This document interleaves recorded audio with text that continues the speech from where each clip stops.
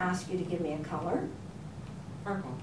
Okay, that's, you chose a purple rock. Without looking. Really? Yes. Wonderful, wonderful. Okay, and a number, a reasonable number. 4. 4. Something you want to bring into your life? Love.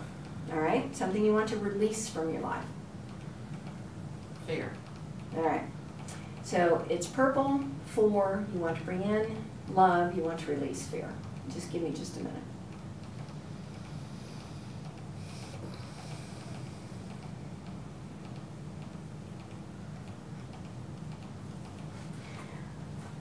Once, there was this purple mountain, and it had a big, high peak with snow covering the top.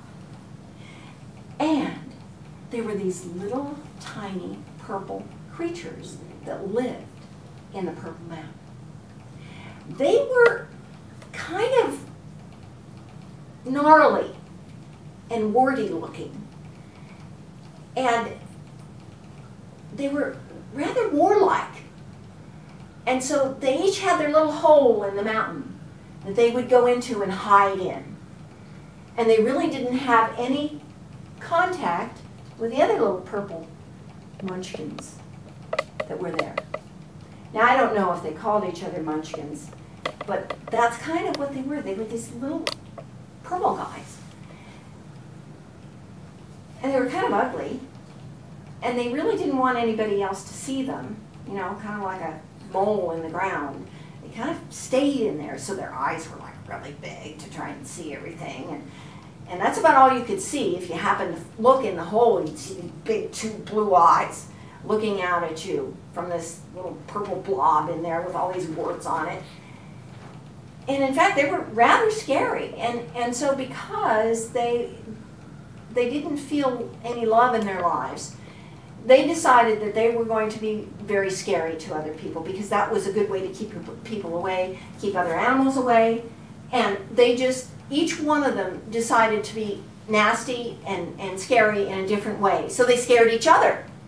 So there was this whole beautiful purple mountain that was full of all this nastiness and fear and lack of love. The whole thing was full of it. And you know what?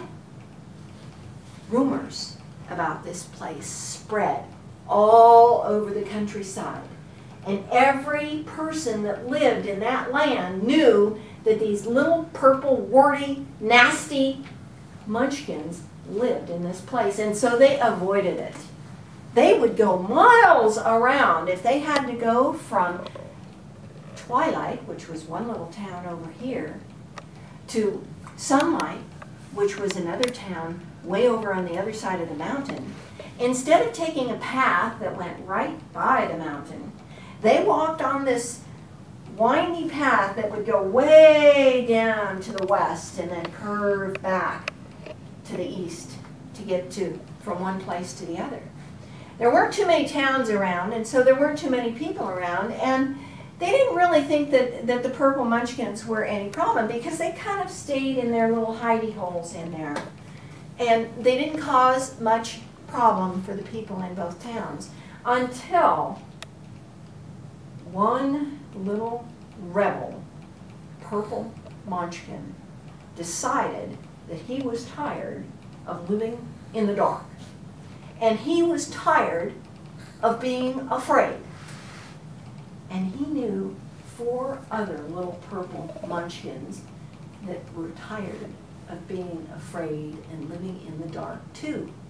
And they used to go around having secret meetings, because all the other purple munchkins would have gotten really angry and gotten really scary if they found out that these 4 were colluding to change their lives. So they would be real secretive, and they would whisper to each other, and they would try to find places to meet. And they started feeling like a group. They started naming each other.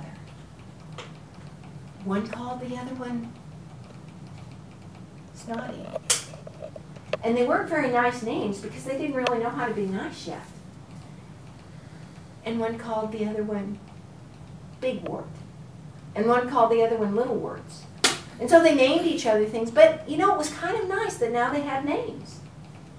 And so they kept growing like that. And they didn't look so scary anymore. Because they actually started to become friends. And as they did, there was a magical thing that happened. As they became friends, something happened to that purple warty skin that they had. As they started to really care for each other. And one would run over to the other's hole and take some food if he knew he was sick. Or just go over and talk in their little gibberish. They couldn't, nobody else from outside could understand what they were saying, but the little purple munchkins could. And as they did so, this purple warty skin just sloughed away. And they became like little gnomes and dwarves, like little tiny people living in this purple mountain. And they kind of liked their new look. And so they started exploring in the countryside. And people started seeing them, and they started sending out rumors about gnomes and dwarves and about these little people. Well, they enjoyed this so much, they started drafting other purple munchkins to come out. And they found out that as they got more and more purple munchkins to come out and start joining their group and loving each other and having fun and doing good things, actually, they actually started doing good things for the people of the towns. And the people of the towns started thinking differently about the Purple Mountain. And as these little creatures turned and changed and grew,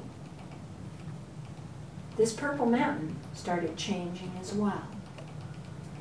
And it started having just a purple glow around it. It became a regular mountain. And all these little gnomes became good people that lived in a mountain. After a while, both the people in sunlight and twilight forgot about the terrible purple monsters that lived in the mountain.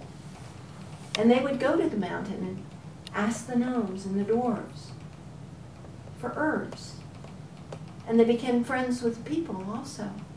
And after a while, they stopped going way east to get to the other town. And they started loving the people on the mountain. And it was a really good example to the people of the town how things could change. And they lost their fear. And the mountain changed. And it was all because of love.